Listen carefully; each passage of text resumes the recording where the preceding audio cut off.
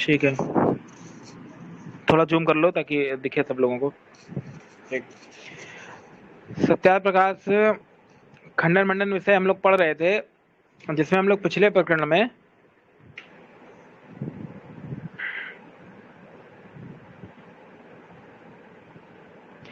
एकादशी आदि व्रत के खंडन मंडन विषय को पढ़ा था। ठीक है, और वो प्रकरण खत्म हो गया था। अब हम पढ़ेंगे आचार्यों की भाव प्रधानता। ठीक है, तो इसको चलते हैं देर ना करते हुए। पूर्व पक्षी प्रश्न करता है कि सत्यार्थ प्रकाश के पेज नंबर 134 में लिखा है कि क्या लिखा है,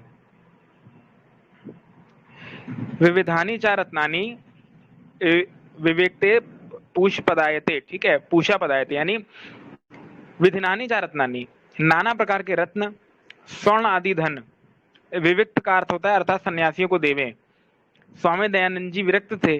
जब उनको धन लोलुपता ने घेरा तब स्वार्थ सिद्धि के लिए मनु के श्लोकों को काट छांट कर ऊपर लिखे अनुसार बना दिया। वह श्लोक मनु ने इस प्रकार के हैं। तो क्या है, तो ये है, धनानि तो यथाशक्ति ही विप्रेषु प्रतिपादयेत वेद विश्व विविक्तेषु प्रेत स्वर्गम समस्नुते। ठीक है, यानी वो क्या कह रहा है कि जो स्वामी जी लिखते हैं ना कि नाना प्रकार के रत्न स्वर्ण आदि धन अर्थात सन्यासियों को देवें, तो स्वामी दयानंद विरक्त थे तो उनको धन का क्या लालच, और जो मनु के श्लोक को काट छांट के बना दिया। स्वामी जी ने श्लोक को ही लौट दिया, श्लोक को ही लौटा दिया, यानी लौट दिया यानी बदल दिया, पूरा पाठ ही बदल दिया, श्लोक का भाव बदल दिया। ब्राह्मणों की बजाय सन्यासियों को रत्न देने के लिए लिख दिया। यानी जो रत्न ब्राह्मणों को दिया जाता था वो स्वामी जी ने लिख दिया सन्यासियों को दो, पूरा पाठ बदल दिया श्लोक का। तो उत्तर देना मनसाराम जी।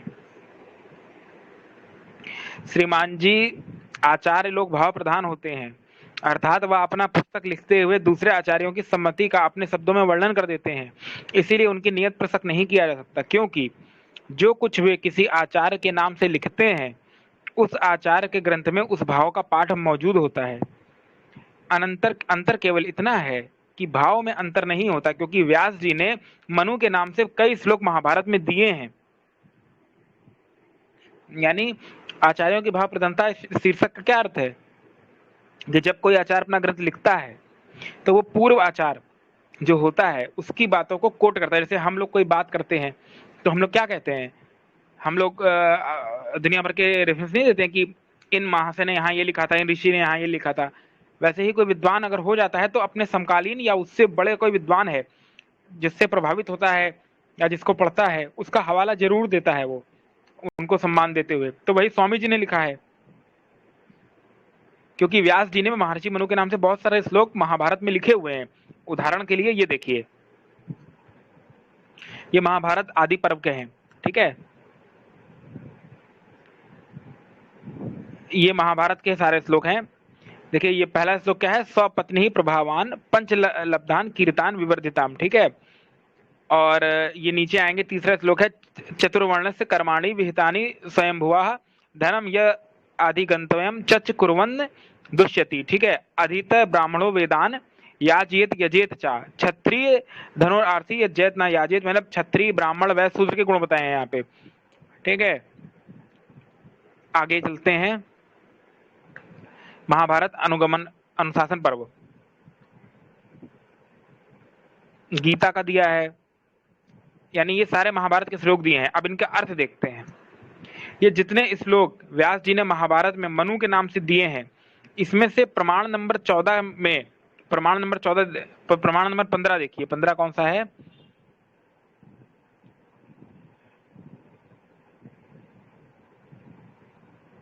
एक दो तीन चार पाँच छः सात, ठीक है, आखिरी जो प्रमाण नंबर 15 है उसमें देखिए यहाँ क्या आया है, मनुना चैव राजेंद्र गीता श्लोको महात्मना धर्मेशु स्वयेषु कौरव्य हृदय तो कर्तुर महर्षि। ठीक है, अधियो अग्नि बृहतः छत्रम मनोह लोहित उत्पत्तितम तेषाम सर्वगतम तेजः स्ववासु योनिसी साम्यति। ठीक है, यहाँ पर जो अध्यो अग्नि ही इस श्लोक का पाठ तो मनु में हुबहू विद्यमान है।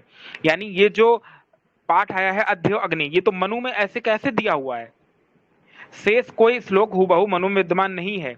हाँ, इस अभिप्राय के प्रतिपादक श्लोक मनु में विद्यमान है। इससे व्यास जी की नियत पर शक नहीं किया जा सकता। उन्होंने किसी स्वार्थ सिद्धि से श्लोकों का पाठ नहीं बदल दिया, अपितु मानना ये पड़ेगा कि आचार्य ने मनु के भाव को अपने शब्दों में वर्णन कर दिया। इसी बात को दयानंद जी ने भी कर दिया।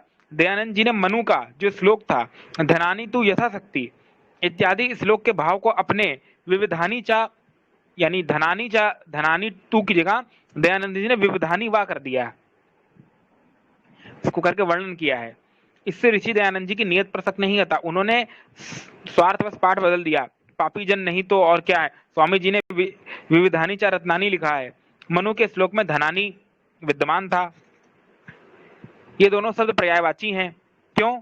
और विविक्तेषु पद दोनों श्लोकों में विद्यमानी है, क्योंकि अगर हम ये बोलें धनानी और विविधानी चा रत्नानी, विविध रत्न और विविध धन आदि, तो ये तो एक ही बात है। तो स्वामी जी ने बस उसका शब्द बदला, पर्यायवाची वाला दूसरा कर दिया। जैसे कहीं लिखा हो कि ठीक है, कहीं कोई शब्द आया हो, अग्नि आया हो, ठीक है, अब अग्नि की जगह किसी ने अनिल का यूज कर लिया, या कहीं वायु शब्द आया है, वायु की जगह उसने वरुण का यूज कर लिया, तो इसका अर्थ ये थोड़ी है कि वो उसने भाव बदल दिया। वो तो समझाने के लिए उन्होंने दूसरे शब्दों में अपने वो शब्द उनको अच्छे लगते थे, उन्होंने अपने भाव में व्यक्त कर दिया एक दो लाइन जोड़ के। तो इससे मतलब थोड़ी कि उसका पाठ बदल जाएगा।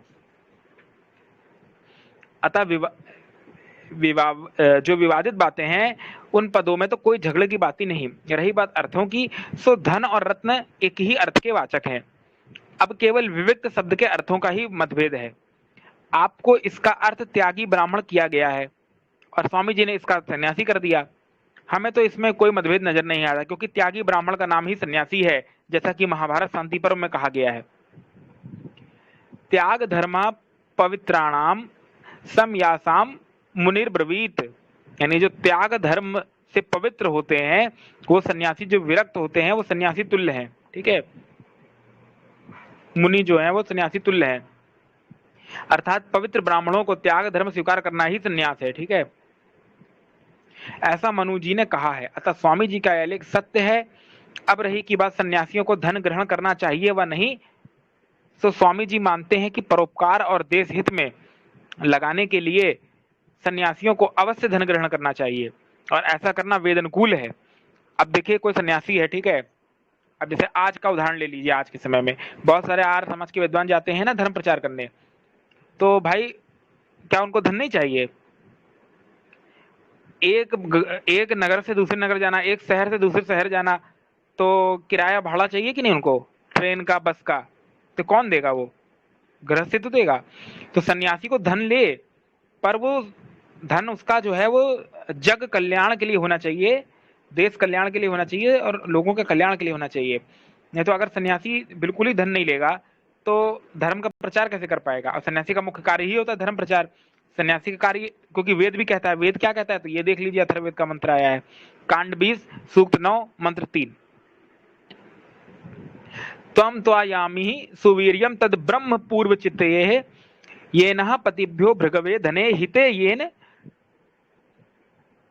पस्कव्य मावित। ठीक है, यानी यहाँ क्या आया है, इस मंत्र में कहा है तत्त्वायामि सुवीर्यम।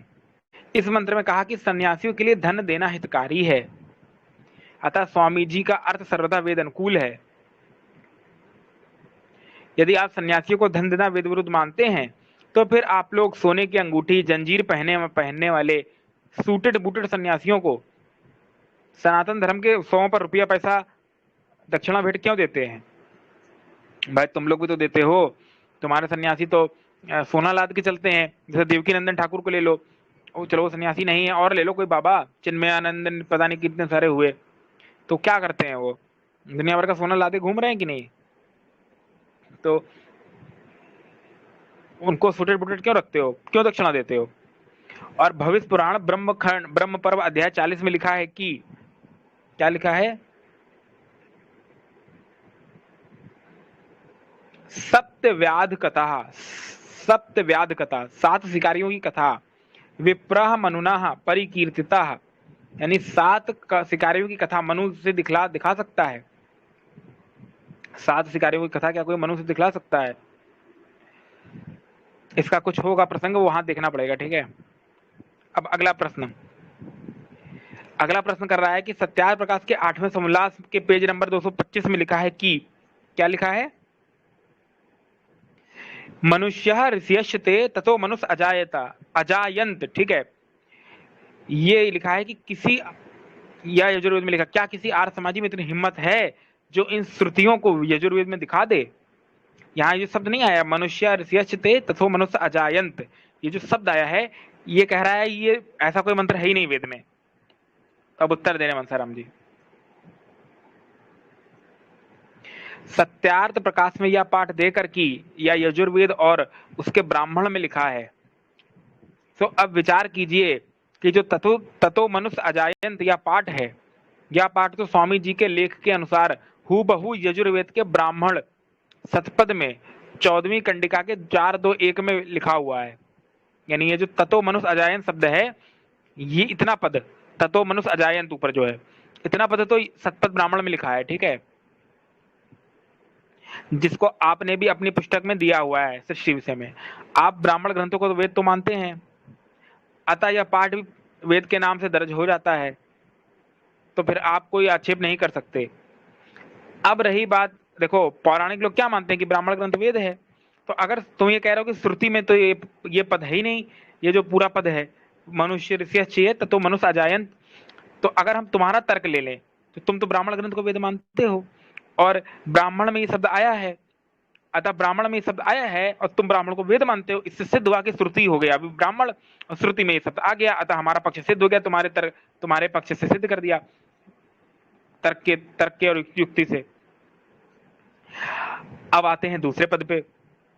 वैसे तो ये उनका खंडन करने के लिए तर्क दिया है मनसाराम जी ने, ठीक है, लेकिन हो सकता है इसका आगे देखेंगे।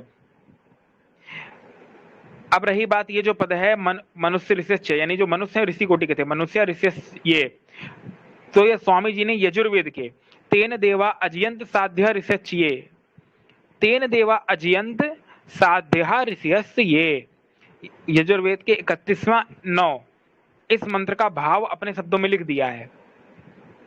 इसमें स्वामी जी ने साध्या के स्थान में मनुष्य लिख दिया। ये यजुर्वेद 31-9 में एक मंत्र आता है, इसमें आया है तेन देवा अजयंत साध्या ऋषियस्य, तो जो स्वामी जी ने ऊपर पाठ लिखा है ततो मनुष्य अजायंत मनुष्य, तो यहाँ पर जो साध्या शब्द आया है और देवा शब्द आया है, इसकी जगह स्वामी जी ने साध्या ऋषियस्य ये शब्द आया है ना, तो ये साध्या ऋषियस्य की जगह स्वामी जी ने मनुष्य कर दिया, ठीक है। और ये ततो मनुष्य अजायंत है, यहाँ ततो देवो अजायंत है, तो देव के स्थान में भी मनुष्य कर दिया, बस इतना पाठ भेद कर दिया, ठीक है। यानी इस मंत्र का भाव जो है स्वामी जी ने अपने वाक्यों में लिख दिया। इससे स्वामी जी के साध्या के स्थान में मनुष्य लिख दिया, और साध्या और मनुष्य ये दोनों ये शब्द एक ही अर्थ के प्रतिपादक हैं, जैसा कि महेंद्र ने लिखा है। क्या लिखा है तो अब देख लेते हैं। साध्या सृष्टि साधन योग्या प्रजापति प्रभृत्या, प्रजापति प्रभृति जो संतान पैदा करने के योग्य हो उनका नाम साध्या है। अतः स्वामी जी ने यजुर्वेद के भाव को अपने शब्दों में लिख दिया, और ऐसा करना सब आचार्यों की पुस्तक में मिलता है, जैसा कि महाभारत में व्यास जी महाराज ने लिखा है। क्या लिखा है? पाणिग्राहस्य तनय इति वेदेषु निश्चितम। व्यास जी का यह लेख अथर्ववेद के 18-3-2 भाव को अपने शब्द में बयान कर रहा है, ठीक है। अथर्ववेद में क्या आया है ये देखिए,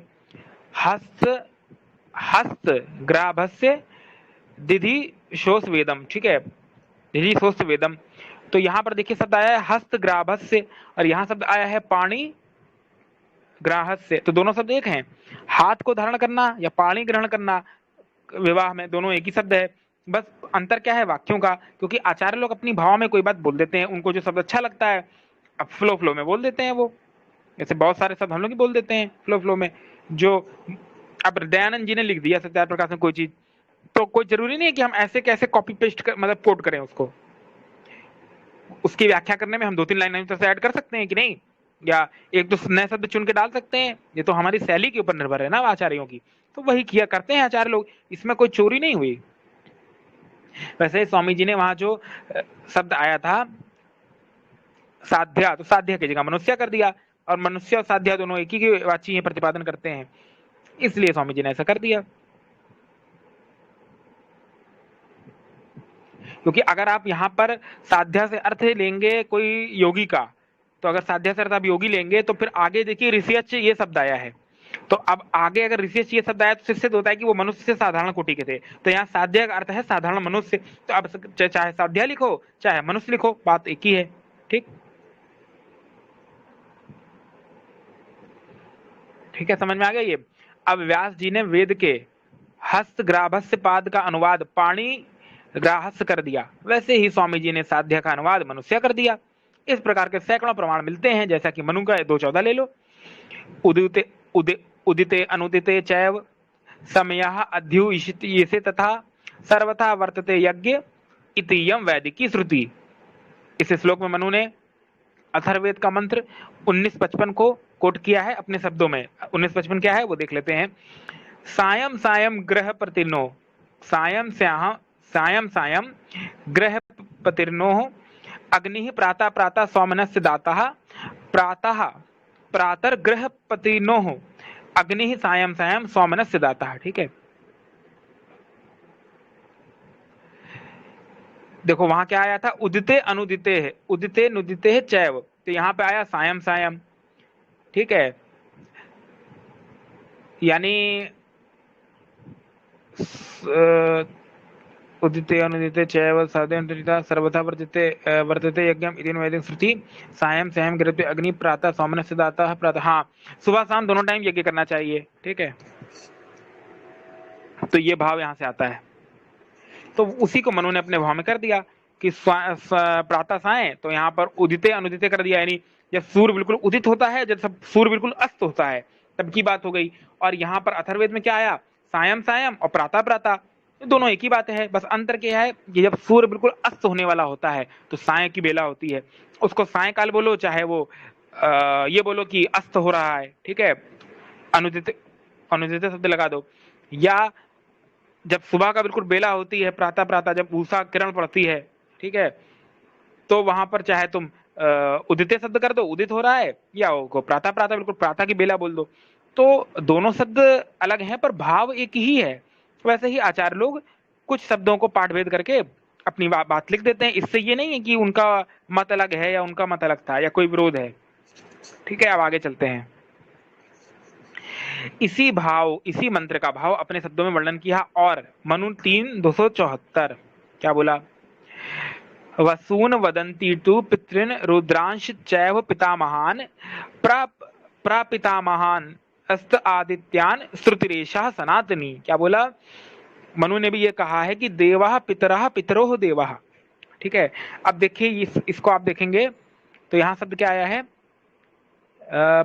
प्रथम शब्द आया है, दूसरा आया है पितामहान आया है, दूसरा है प्रापितामह शब्द आया है, 3 शब्द आया है। ठीक है, तो यही चीज अथर्ववेद के मंत्र में भी आता है, वो क्या है, वो है 6:123:3। यहाँ क्या आया है देखिए, देवाः पितरः पितरोह देवाः।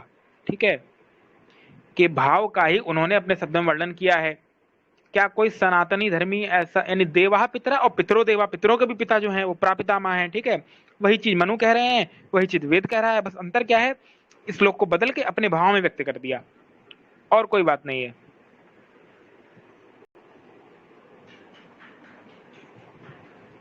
क्या कोई सनातन धर्मी ऐसा मौजूद है जो मनु की श्रुति अर्थात वेद के नाम से लिखे हुए श्लोकों को अक्षरशः वेद से दिखला देने का साहस कर सके। अब अगर तुमने कहा था कि ये जो स्वामी जी ने लिखा है ना, मनुष्य ऋष्य ततो मनुष्य अजायंत, ऐसे का ऐसा सेम वाक्य तुम वेद से दिखाओ, तो ऐसे ही तुम दिखा सकते हो, ये जो मनु ने लिखा है वेद से नहीं दिखा सकते। क्यों? क्योंकि थोड़ा बहुत अंतर कर दिया आचार्यों ने, क्योंकि जब आचार्य लोग व्याख्या करते हैं किसी मंत्र की तो अपने शब्द जोड़ देते हैं अपनी परंपरा के अनुसार। ऐसे ही ब्राह्मण ग्रंथों में किया है, इसलिए ब्राह्मण वेद नहीं है। अब समझ में आ गया? ऐसे ही ब्राह्मण ग्रंथों में किया है, वो व्याख्या की है अपने अपने अक्षरों में, वो जोड़ दिया है प्रतीक धर धर के। जैसे ये महर्षि मनु ने की, महर्षि व्यास ने की मनु के नाम से, यही सेम चीज मनु ने की वेद के मंत्रों को लेके। ठीक है, तो ये आचार्य लोग जब अपनी व्याख्या करते हैं, किसी कॉन्सेप्ट को समझाते हैं, तो अपने अक्षरों में कुछ शब्द में परिवर्तन कर देते हैं या कुछ नए वर्ड डाल देते हैं। वैसे ही व्याख्या का तरीका, पर उसका जो सिद्धांत है वो गलत नहीं होना चाहिए। ये वो परिभाषा लेके चलते हैं, और सिद्धांत गलत नहीं है, चाहे उसका अर्थ बदल दो, भाव बदल दो, मतलब उसका वाक्य बदल दो, फिर भी उसका जो भाव है आचार की दृष्टि से वो सेम ही रहता है दोनों बातों में, ठीक है। और कुछ प्रमाण दिए हैं महाभारत से, ठीक है।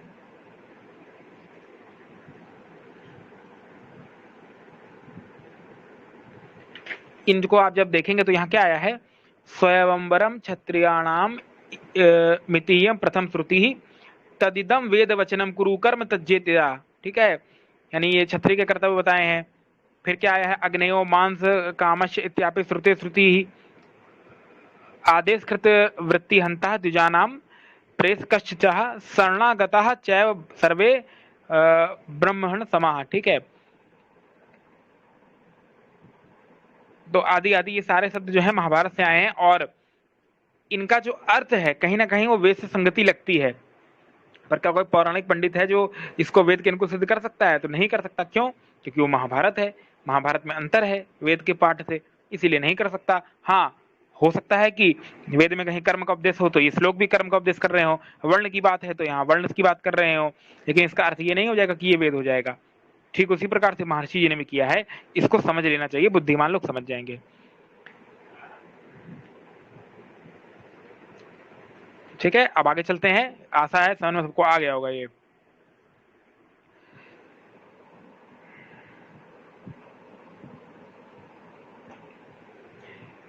सत्यार्थ अगला प्रश्न पूछ रहे हैं पोप जी।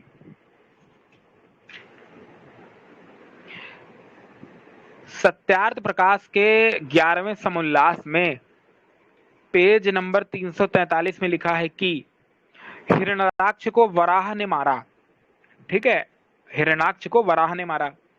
उसकी कथा इस प्रकार से लिखी है कि यह पृथ्वी को चटाई के समान लपेटकर सिरहाने धरकर सो गया। विष्णु ने वराह का स्वरूप धारण करके उसके सिर के नीचे से पृथ्वी को मुख में धर लिया। यानी जो वराह था, ये जो हिरण्याक्ष था, वो पृथ्वी को चटाई की तरह लपेटकर अपने सिरहाने धर के सो गया। विष्णु ने उसके मुख के यानी सर के नीचे से चटाई को निकाला और अपने मुख वराह ने अपने सींग पर पृथ्वी को धारण कर लिया। वह उठा, दोनों की लड़ाई हुई, वराह ने हिरण्याक्ष को मार डाला। यह कथा श्रीमद् भागवत के नाम से लिखी गई है। इसका लिखना झूठ नहीं वरना सफेद झूठ है। हिरण्याक्ष ने ना तो पृथ्वी को उठाया, ना ही चटाई की भांति लपेटा और ना ही वह पृथ्वी को ले गया।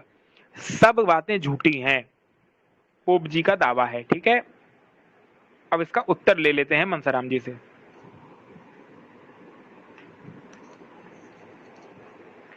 स्वामी जी ने यह कथा केवल भागवत को लक्ष्य में रखकर नहीं लिखी, अपितु भागवत आदि समस्त पुराणों को लक्ष्य में रखकर लिखी है।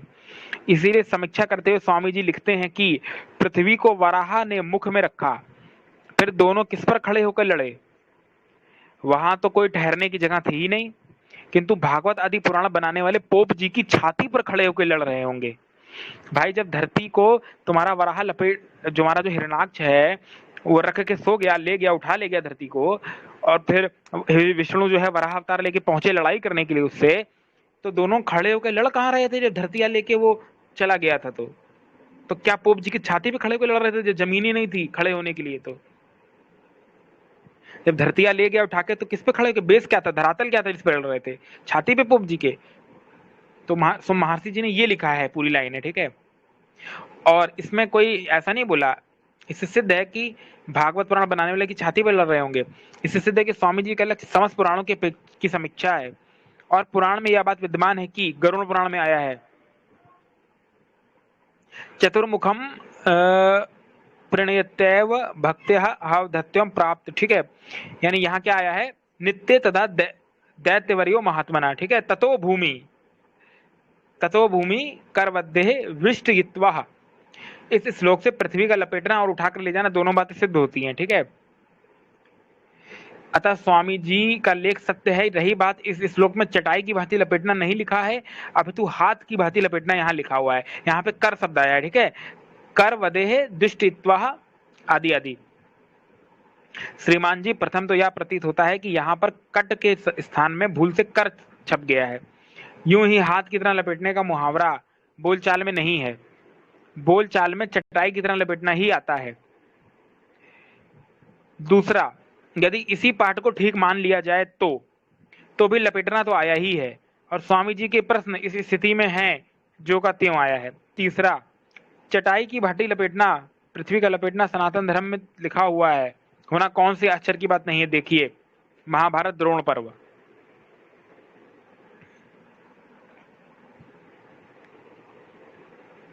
यहाँ पर चर्म नाम मृग छाल का है जो चटाई के स्थान में प्रयुक्त की जाती है। ठीक है, यानी जो मृग छाल है उसको चर्म बोला है, जो चटाई की जगह इस्तेमाल की जाती है सोने के लिए, महाभारत ने बोला है। शिवी ही देखो यहाँ पे क्या है, चापी मृग मृतम शुभम ये इमाम पृथ्वी सर्वाम चर्मवत परिवेष्टित आदि आदि आया है। यानी जब वनवास आदि में रहे होंगे भाई तो इसका इस्तेमाल किया होगा। रही भागवत की कथा की बात, तो स्वामी जी के आक्षेप अटल हैं और रहेंगे हमेशा।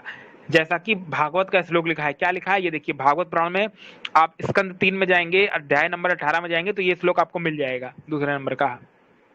ददर्श तत्रह भिजितम धराधरम, ठीक है, धराधरम शब्द आया है यहाँ पे, और क्या आया है एक एक करके देखते हैं। ददर्श, ठीक है, तथा वहां दाढ़ के अग्रभाग से, दाढ़ के अग्रभाग से पृथ्वी को ऊपर निकाल कर धारण करने वाले, धराधरम धारण करने वाले, आसपास के सकल वीरों को जीतने वाले, और नेत्रों की आरक्त कांति ने से हिरणाक्ष के तेज को लुप्त करने वाले 3 वराह रूप श्री हरि को देखकर वह हिरणाक्ष हृदय हंसकर कहने लगा, अहो कैसा आश्चर्य है कि वन में विचरने वाला यह मृग,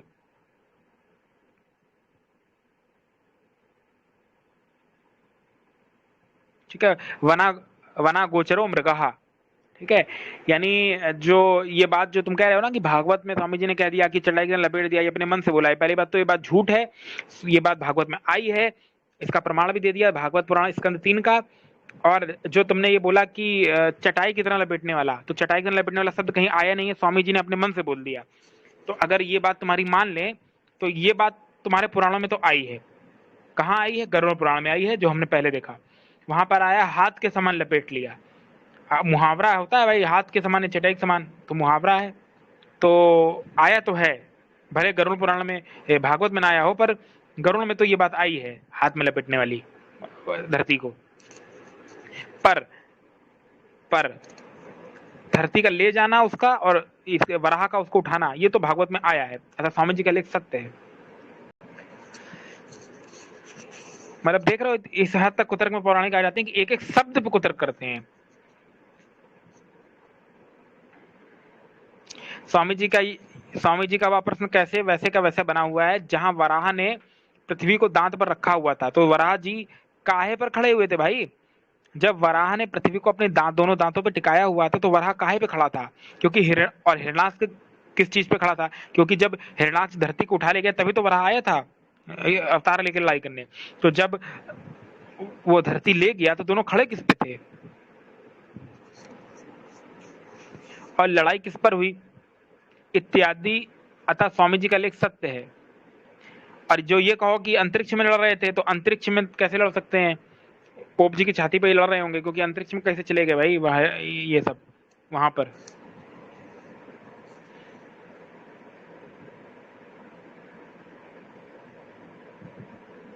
और हम ये भी कह सकते हैं कि भागवत की श्लोक संख्या स्कंद 12 अध्याय 13 और श्लोक 9 में आया है कि 18,000 लिखी है, किंतु वर्तमान भागवत में 13,000 के मिलते हैं। मतलब भागवत के जब आप 12वां स्कंद पढ़ेंगे ना, तो वहां क्या आया है, तत्रः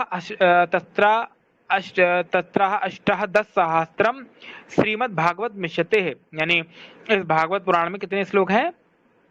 13,000 के लगभग श्लोक मिलते हैं। तत्र अष्टादशसहस्रम, ठीक है, यानी कहा है 18,000 में लिखी गई भागवत, किंतु वर्तमान की जो भागवत उसमें कितने मिलते हैं? 13,000 मिलते हैं। अतः पृथ्वी का चटाई की भांति लपेटना और खंबे पर कड़ियों का चलना उड़ना, कड़ियों का चलना उन 5,000 श्लोकों में रहा होगा, जिसको आप पोप लोगों ने लुप्त कर दिया। यानी इसको कहते हैं बिना निरमा के साबुन की कुटाई करना, जो मनसाराम जी ने किया। कैसे कूटा? तो अब कुटाई शैली समझ लेते हैं मनसाराम जी की। प्रश्न क्या था कि हिरणाक्ष ने धरती को ले गया और वराह उससे लड़ने गया, तो क्या चटाई के समान लपेट के लपेट के रखा हुआ था वराह ने और हिरण्याक्ष से लड़ने गया तो दोनों काहे पे लड़ रहे थे खड़े होके, ये प्रश्न था। तो इसमें प्रश्न पूछा कि ये जो चटाई के समान लपेटना शब्द आया है ये कहाँ से ले लिया स्वामी जी ने, ये तो भागवत में आया नहीं। दूसरा ये जो श्लोक है ये भी भागवत में नहीं आया। तो मनसाराम जी ने पहले क्वेश्चन का उत्तर दे दिया कि ये जो चटाई के समान लपेटना बात है ये तुम्हारे पुराणों में ही आया है, गरुड़ पुराण से प्रमाण दे दिया। वहां पर हाथ के समान लपेटना लिखा है, ठीक है मुहावरा में मान सकते हैं चलेगा। और दूसरा प्रमाण दे दिया भागवत के स्कंद 3 से, जहां पे चटाई के समान लपेटना लिखा हुआ है, वहां पर प्रमाण आया है कि वो धरती को ले गया था, विष्णु से लड़ने गए। अच्छा स्वामी जी की बात सही है, दोनों किस पे लड़ रहे थे जब धरती थी ही नहीं। और रही बात की वो वाली बात है कि चटाई के समान लपेटना, तब भी तुम नहीं मानते हो, इतना देने के बाद भी तर्क वितर्क। तो तुम्हारी भागवत में लिखा हुआ है कि उसमें तो 18,000 श्लोक थे, आज 13,000 मिलता है, तो हो सकता है कि वो श्लोक तुम लोग गायब कर दिए हो, उतना पद चटाई वाला। ठीक है, अब आगे चलते हैं, कितने अच्छे से जवाब दिया है।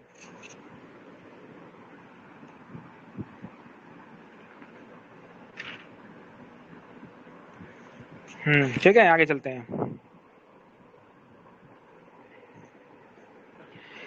सत्यार्थ प्रकाश के 11वें समुल्लास के पेज नंबर 343 में लिखा है कि तब वह प्रहलाद अध्यापकों से कहता था कि मेरी पट्टी में राम राम लिख दो। जब उसके बाप ने सुना तो उसने कहा कि तू हमारे शत्रु का भजन क्यों करता है। छोकरे ने ना माना। तब उसके बाप ने उसको बांध के पहाड़ से गिराया, कुएं में डाला, परंतु उसको कुछ भी ना हुआ। तब उसने लोहे का एक खंबा आग में तपाकर उससे बोला कि जो तेरा इष्ट देव सच्चा हो तो तू इसको पकड़ने से ना जलेगा। प्रहलाद, ठीक है, प्रहलाद पकड़ने को चला, मन में शंका हुई कि बचूंगा व नहीं। नारायण ने उस खंबे पर छोटी छोटी चींटियों की पंक्ति चलाई। भागवत में यह कहीं नहीं लिखा कि प्रहलाद कहता था कि मेरी पट्टी पर राम राम लिख दो, और ना भागवत में खंबे का गर्म करना कहीं लिखा है, एवं ना उसके ऊपर चींटियों को चलना कहीं लिखा है। तो उत्तर दे रहे मनसाराम जी।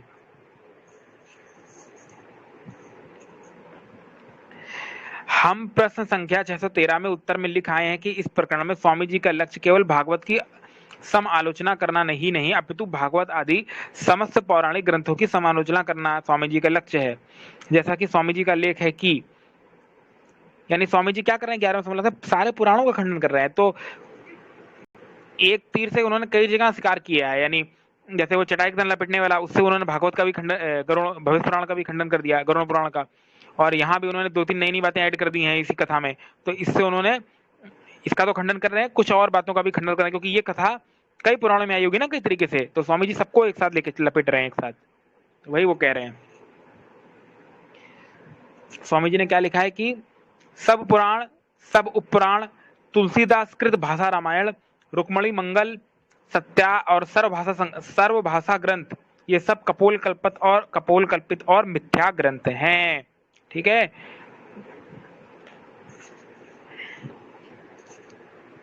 तुलसीदास कृत रामचरितमानस को वो भी मिथ्या ग्रंथ क्यों है, क्योंकि उसमें उसका डेमो मैंने दिया था पिछली स्ट्रीम में क्यों है। अतः यहाँ पर स्वामी जी भागवत का खंडन करते हुए तत्संबंधी भाषा ग्रंथों में वर्तमान कथाओं का भी खंडन करते हैं। और पौराणिक भाषा ग्रंथों में यह चीज विद्यमान है कि पौराणिक लोग अपने ड्रामा नाटक सिनेमाघरों में बड़े गर्व के साथ ये सीन दिखाते हैं। अतः आपको पौराणिक ग्रंथों के विषय में प्रमाण देते हैं, जैसे कि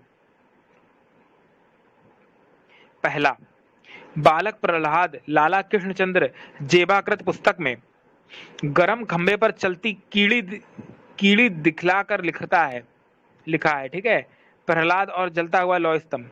मैं या क्या देख रहा हूं, एक छोटी सी कीड़ी इस गरम और जला देने वाले खंबे पर चलती है और नहीं जलती। ठीक है, गुजराती अखबार बंबई 3/10/13 को 3/10/13 साप्ताहिक अंक पृष्ठ संख्या, ठीक है, अंक पृष्ठ पन्ना 1400, ठीक है, इसमें लिखा है कि 74 में लिखा है कि प्रहलाद के लिए खंबे में कीड़ियों में ईश्वर का दर्शन हुआ। सिलसिला धर्म प्रचार ट्रैक्टर में स्वामी जी बलीनाथ जी योगेश्वर टिल्ला गुरु गोरखनाथ कृत कभी तो नर नारायण होकर योगाभ्यास करता है, कभी चूटी रूप रखकर लोहे में आग के समान सुई पर सुर्ख खंबे पर चलता हुआ भी दिखाई देता है। भक्त प्रहलाद आदि आदि नाटक यहाँ देखिए। स्तून के ऊपर एक चूंटी चली आ रही थी, उसे देखकर प्रहलाद का जोश बढ़ गया। काफ कम इल सोचिया बुरा जालिम, धम्ब लोहे दा तागे लाल की तहा, दिलो बहुत प्रहलाद ने खौफ खादा, जदों हो धम्ब थी तरफ ख्याल की तहा। ठीक है, आदि आदि।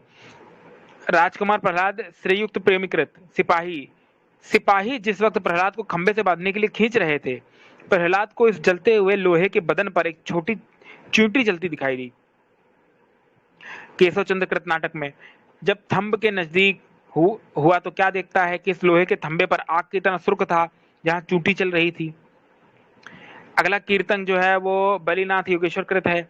वहां प्रहलाद ने खंबे को देखा, कीड़ी, फिर तिहरावा। कीड़ी देखी, प्रहलाद आनंदे, यानी जब प्रहलाद ने कीड़ी देखी लाल खंबे पर, फिर रही तो खुश होकर खंबे को गले लगाने लगे। इत्यादि इत्यादि सनातन धर्म के अनेक भाषा ग्रंथों में यह घटना भरी पड़ी है, और राम नाम तो प्रहलाद प्रत्येक कार्य में प्रयुक्त करते थे।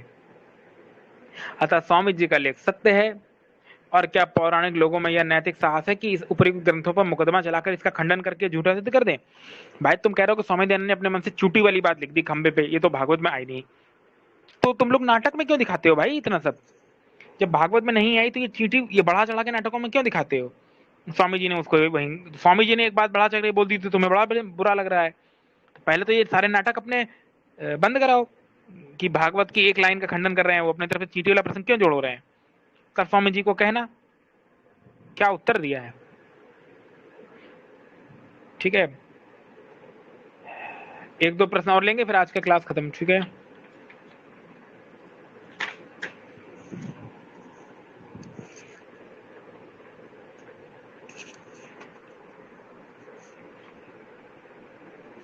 सत्यार्थ प्रकाश, अगला प्रश्न पोप जी पूछ रहे हैं। सत्यार्थ प्रकाश के 11वें समोल्लास में लिखा है कि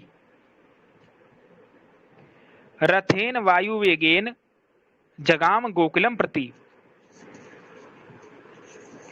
अक्रूर जी कंस के भेजने से वायु के वेग के समान दौड़ने वाले घोड़ों के रथ पर बैठकर सूर्योदय से चले 4 मील गोकुल में सूर्यास्त तक पहुंचे, अथवा घोड़े भागवत बनाने वाले की परिक्रमा करते रहे होंगे, या मार्ग भूलकर भागवत बनाने वाले के घर में घोड़े हाँकने वाले और अक्रूर जी आके सो गए होंगे। क्यों? क्योंकि क्या लिखा है अक्रूर जी कंस के भेजने से वायु के वेग के समान दौड़ने वाले घोड़ों के रथ पर बैठ के सूर्य उदय से चले और 4 मील गोकुल में सूर्यास्त में पहुंच गए। यानी इतनी जल्दी पहुंच गए तो ये जो घोड़े हैं ये तो भागवत बनाने वाले की परिक्रमा करते रहे होंगे, या मार्ग भूलकर भागवत बनाने वाले के घर में घोड़े हाँकने वाले और अक्रूर जी आकर सो गए होंगे। ऊपर लिखा हुआ आधा श्लोक भागवत में है ही नहीं। देखो फिर वही यार तर्क कर रहा है ये पोप।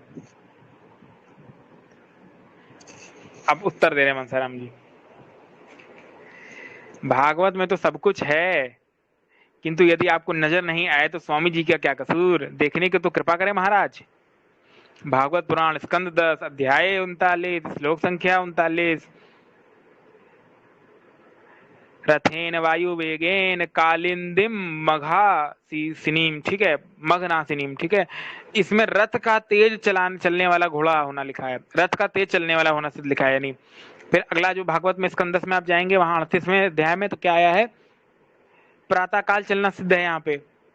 यहाँ पे उशिष्टवा शब्द आया है, उशिष्टवा यानी प्रातः काल। अच्छा, वही तो स्वामी जी भी लिखे हैं कि प्रातः काल में रथ में वायु के वेग वाले घोड़े में बैठ के अक्रूर जी 4 मील का सफर करके सूर्यास्त से सूर्योदय तक खटाक से पहुंच गए। और देखिए, रथेन गोकुलः प्राप्तः सूर्यश्चा अस्तगिरिम नृपः, यानी सायकाल पहुंचना लिख गया। तो वही बात तो स्वामी जी भी लिखे हैं। अब बतलाने की कृपा करें कि स्वामी जी ने क्या गलत लिखा है।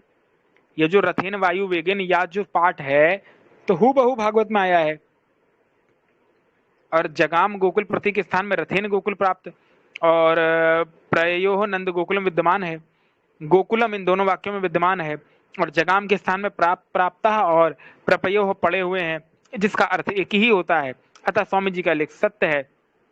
यानी यहाँ स्वामी जी थोड़ा व्यंग कर रहे हैं कि कौन सा भैया टेक्नोलॉजी थी कि घोड़े से इतनी जल्दी पहुंच गए। ठीक है,